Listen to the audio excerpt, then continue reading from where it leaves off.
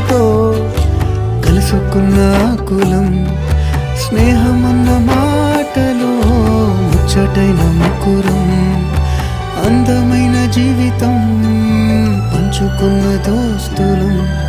బాధలెన్ని చేరినా బెదిరిపోని మిత్రులం